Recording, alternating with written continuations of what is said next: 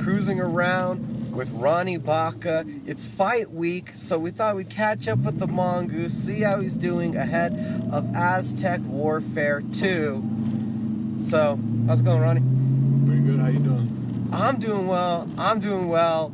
How's camp going? Camp's going good. You know, just hard work, technique work, cardio, strength and conditioning. Everything's falling in place. 2 fight camps back to back. How's that felt? It feels good. The fact that I'm staying busy and it helps me with my preparation a lot more easier than normal. So I'm feeling really good. I'm blessed the fact that I'm got this back-to-back fight coming up. Is it nice to be able to stay consistent right now? Finding fights, one of the hardest things in boxing. Yeah, absolutely. You know, I've been there, done that, waiting a whole year to have a fight and nothing came up, and then you know how that gets very discouraging, you feel like you're wasting time, but you know, it's I feel like you just have to have patience, and if there's a will, there's a way. It's part of that been a growing process, understanding the fight business side of all of this. Right. Yeah. What was the question again? Has it been a process learning the fight business side, having to accept some of those things, that there are negotiations and it may take a while to get a fight? Yeah, there's definitely a big learning experience with that, you know, because it's all business. You know, it's what it is. It's all business, so you have to look on the business side of it, and the majority of the time it's very difficult, and it's even more difficult when you don't really have much people who know people. Was it strange going from, you had a small amateur career, going from the amateurs to a professional where it became a business so quickly for you? Yeah, it definitely took me by surprise a little bit, just because, you know, in the amateurs it's much easier. It's just like a schoolhouse. You know, with this profession, it's big leagues, definitely big leagues, and there's a lot to it than just gloves and a ring. What does it take in on the mental side to catch up to that professional level? It takes a lot. Definitely takes a lot of belief. Regardless, you have to have such strong belief in yourself. Otherwise, you know, the sport will hurt you. Even if you're just 95% belief in yourself, you gotta be 110%. And how much is confidence a factor in what you have to take in with you to training? It's everything. Confidence is. It's in honestly anything you do. I think if you want to be an expert at it. And how much is your confidence growing each day, going in there, learning more?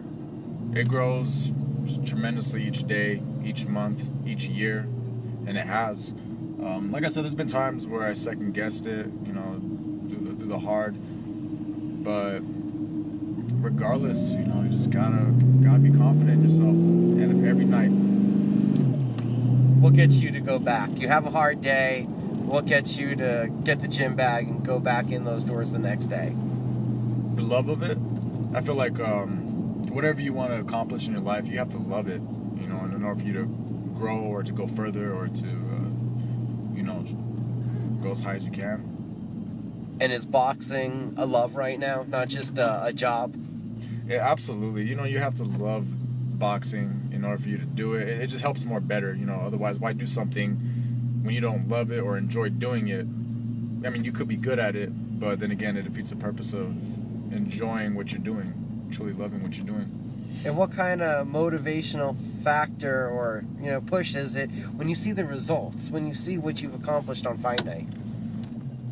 So I believe it's like a 1 in a million kind of feel. You know, it's almost a natural high when you come up victorious in the fight at the end of the night. You know, even with me specifically, I see my friends, my fans, my loved ones, my family, just how hyped they are off of my victories. And like I said, that's just a once in a lifetime kind of feel.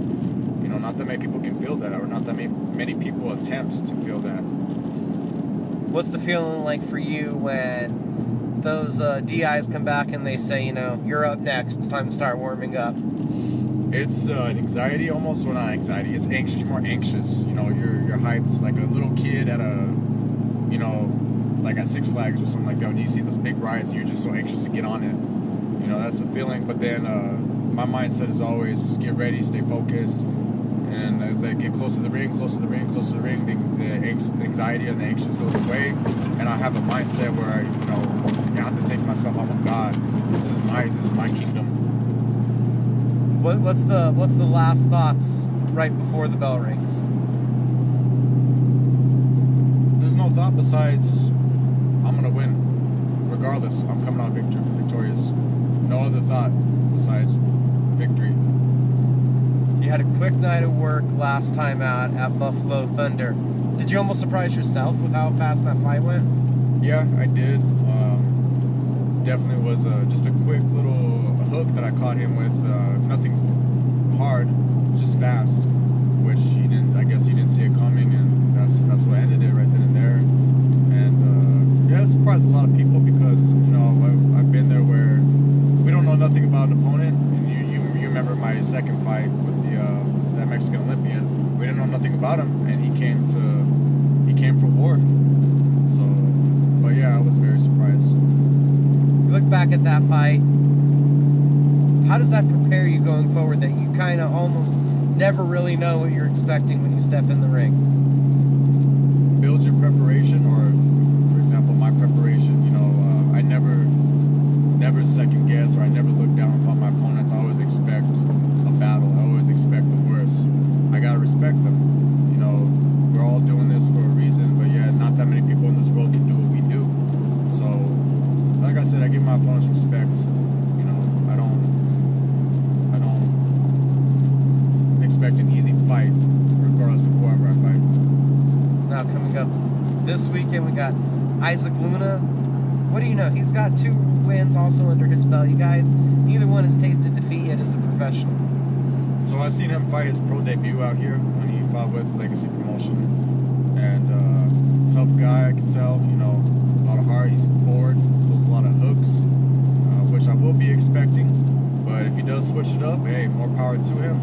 However, like I said before, I expect them to come to fight, and they better expect me to come to fight. A lot of long guys. You guys like to, even though you have that length, get on the inside and brawl. Is that something that just happens in a fight, or is it more of a mentality, liking to get in and having that in the phone booth kind of fight? Sometimes it can be, I guess you would say, like a tactic of mine. However, a lot of times there's been pride involved, where they piss me off, and I just, at that point, not that I don't think, but at that point I want to give them exactly the taste of power of what I got. Just because I'm lanky, don't underestimate my inside fight. How much of a battle has that been? The trying to maintain the technical mentality, but also it's a fight, so sometimes you get that I want to tag them back emotion. That's definitely another skill to have, mentally wise. Just to best to stick by your game plan. Emotion definitely goes high when you're fighting. That's with everybody. I think that's just human nature. However, this is a profession. You gotta think of it more of a chess and not checkers. So your tactics all work in. In this case, my length. Everybody says my length, my height, my speed. So been practicing and putting that to work, and using that as an advantage for my fights and my belts. How much do your eyes play a factor in the fight also? A lot. I'm the type, you see me fight, I'm the type, I always look at my opponents to see what they do. Always got to keep all perspectives on play, and see where they mess up, where the strengths are, what they're going to throw, when to move, when to pivot, when to block, when to shoot. It's all eyes and ears. Also, you got to listen to your corner at the same time, or even the other opponent's corner. Another trick to do as well. See what they shout out for them to do, and if they follow by it, you'll know in advance what they're going to do. Talked about sticking to game plan. How much of that starts with consistently sticking to doing what you were told to do that day in the gym? So luckily with my trainer Serge, he's very good at what he does, hence why he made a Hall of Fame, and it's more helpful for me to have such belief in your coach, and my coach in this case. Whatever he tells me, I believe it 110% with my life. I have to believe it. Otherwise, why have a camp? Why have a team? Again, it was a shortened experience for you as an amateur. Has it felt like a wave, the amount of experience you're around now between Serge, your coach, and then Jacob Mays being your manager? I mean, two guys that have been around in boxing for quite a while. It's been a roller coaster, actually. You know, never would have thought this would have happened. Not this fast, at least. You know, it all came quick. It all came pretty quick, but you know, just you learn to not get overwhelmed by it and just roll with it and feel blessed. Have, you know, thank God the fact that He's given me this opportunity, or He's given me this health and this skill and this belief in myself for opportunities to open up doors in life for success. You know, regardless, that's all it is. Why do what we do, right? We want to be successful. So that's the plan of life right there. What's some of the best advice you could share with us that Serge has given you so far? That is for me to know and you guys not to find out. No, just, you know, I'm pretty sure we all have the same advice, you know, different little details from each camp, but overall, you know, just make sure whatever you do, man, you do it with all your heart and soul, sweat, blood, and tears. Pretty sure Jacob's had some different words of wisdom, being the manager, different things. What's some of the best stuff he's dropped to you? Some of that golden knowledge so far. So with Jacob and also my father told me this a lot too during the amateur career. They always used to say, "There's so many people out in this world with such talent, with such gifts, but at the same time, didn't do nothing about it." And that's what they call wasted talent. And my dad took that as a fear, you know. My dad definitely drilled that in my head when he had so much talent. My dad's always been good at everything he does, except my dad was the type of man that didn't stick with one thing and pursued it. He just did multiple things, but he did them great, I thought.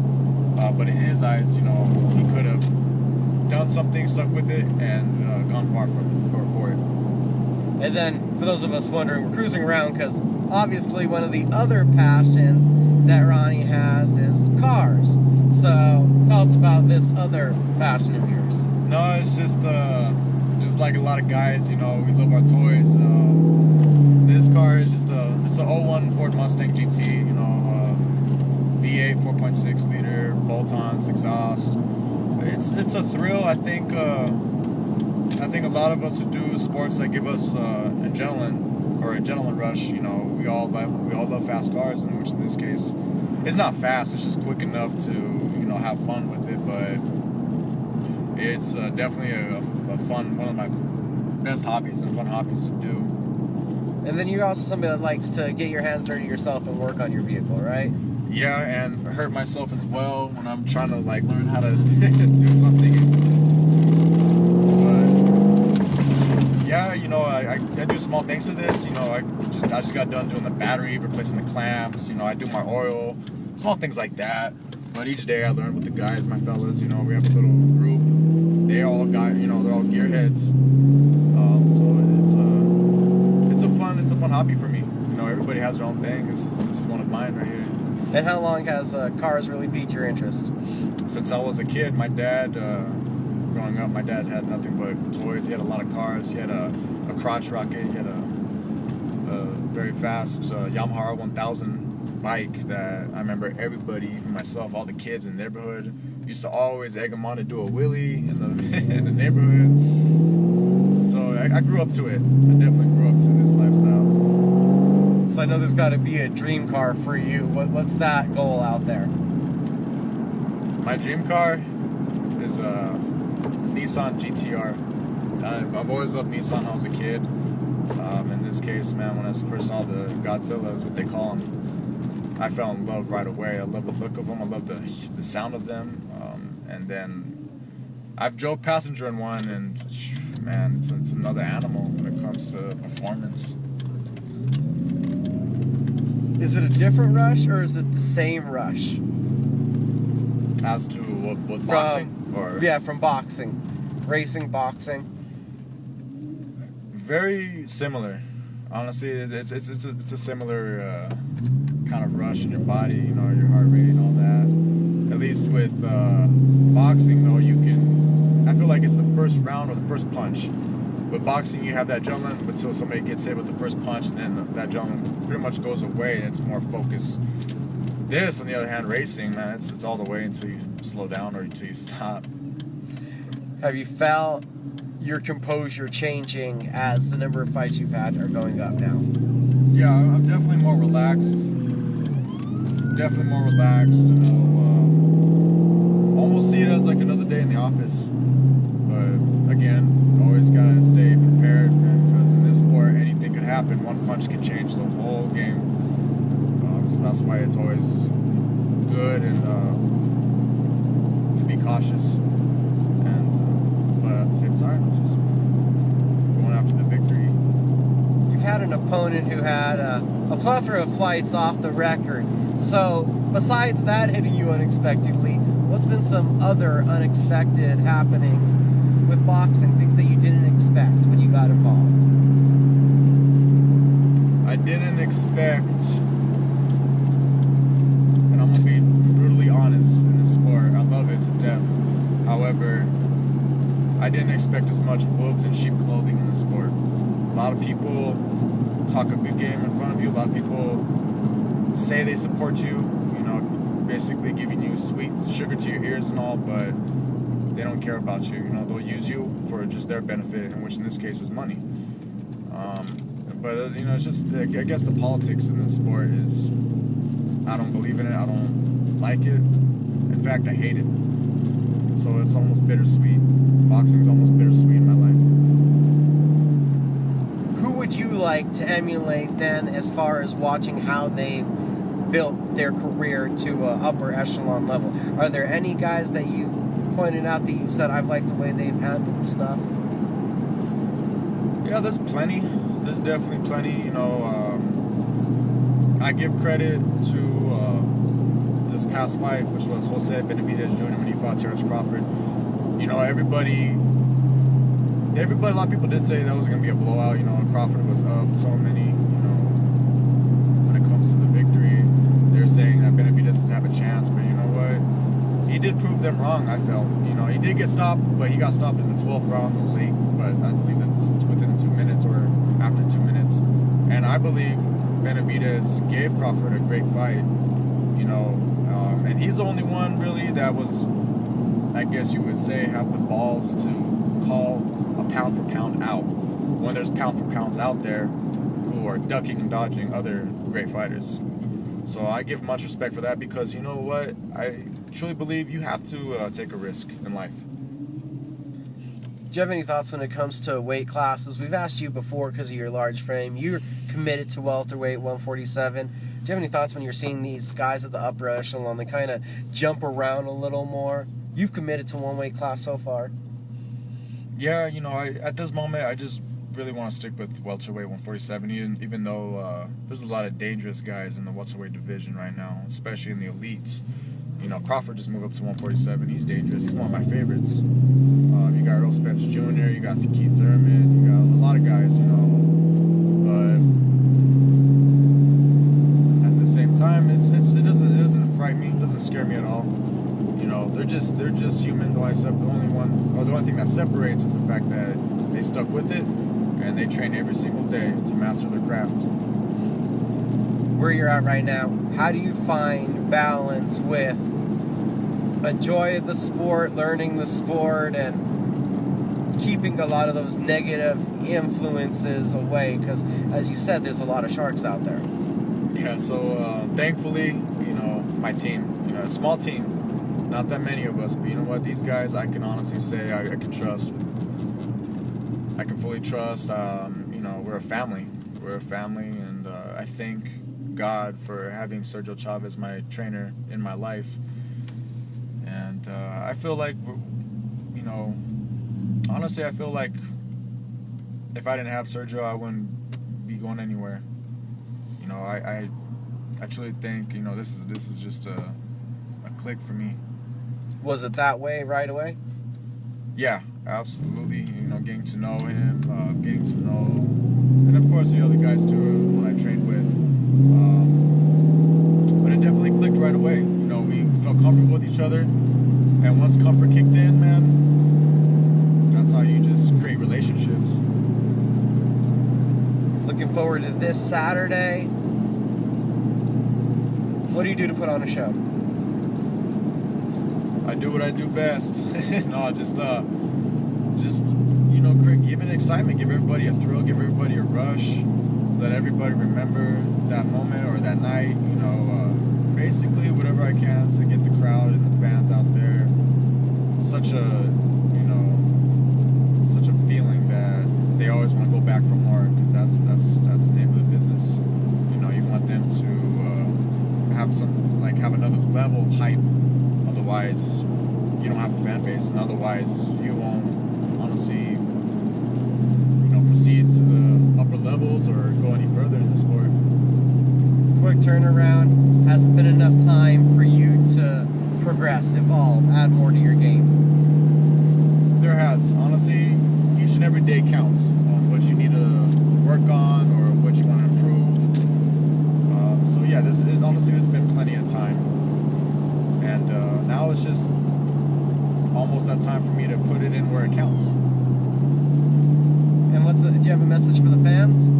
I want to say thank you guys so much, especially here in Albuquerque, Phuket, my people's out here in Phuket. Thank you guys for accepting me. Thank you guys for coming out and showing love. Thank you guys for all your support. I want to give a shout out to my sponsors. Thank you guys for supporting me, having belief in what I do. And of course, last but not least, my family, my loved ones. Thank you guys. Been there through the thick and the thin. I know there's been times where they've had scares and even sparring. But you know what? They still stuck by what I do. And we'll see what you do again live and on display at the Hispanic Cultural Center on Saturday night. Legacy Boxing Promotions presents Aztec Warfare II. Doors are at 5. Fight start at 6. That's on Saturday. Friday, join us at what used to be the MCM Elegante for weigh-ins at